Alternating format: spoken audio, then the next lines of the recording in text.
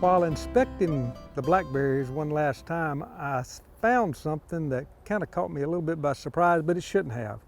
A very opportunistic pest, a bagworm.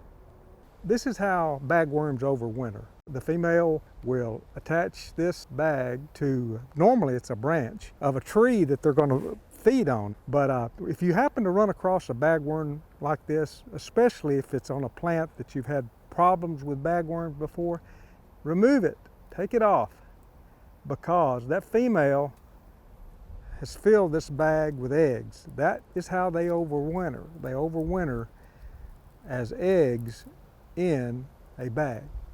So this needs to be destroyed. I don't mean you don't need to throw it down, because it can overwinter. This is a very tough cocoon, and it can overwinter on the ground. You need to burn it, or you need to put it in a grocery bag, a Walmart bag, triple tie it, and put it in the garbage and get rid of it.